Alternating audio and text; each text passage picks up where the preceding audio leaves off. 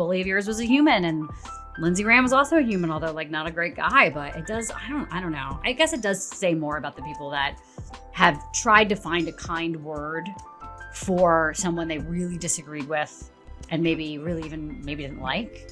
Because like if I think about it, the flip side of that is like a Trump-like character who couldn't find a nice word for like John McCain when he passed away, right? Who said some fucking horrible thing. You know, it's like that says more about Trump than about John McCain. You know what I mean? It's like you couldn't find one nice word to say for this man when he died. Like, yeah.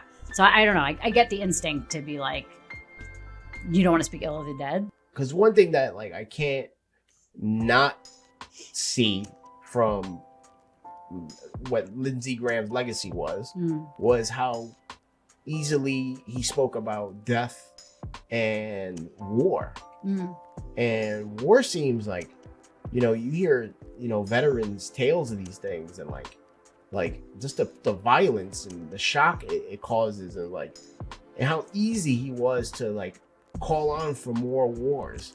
That, you know, if you really look into it, the cost of life within said wars he fought for, it's probably, man, I can't put the numbers together. I'm sure you can actually sit down and do the math in his political career and like the estimates, but it's probably millions of people that got murdered because of stuff he agreed upon and spoke so easily about.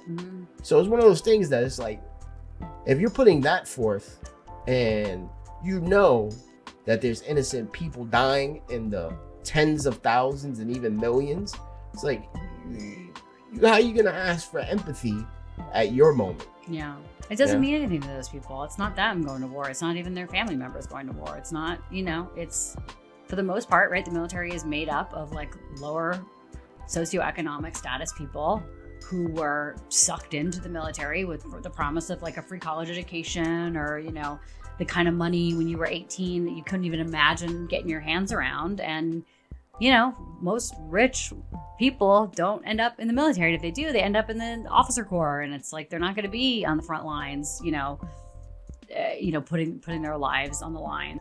It's a game almost. Yeah, it's like a game to them, and it doesn't matter.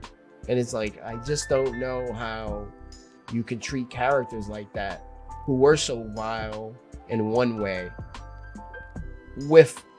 and I guess, like you said, it is one of those things that maybe you gotta take the graceful approach. Like, yeah, I'm gonna be better than the way you looked. Right. But then the petty in me also goes, fuck that motherfucker. Yeah. Like, so it'd be like, what'd you think of Lindsey Graham? You'd be like, fuck Lindsey Graham. We didn't lose anything.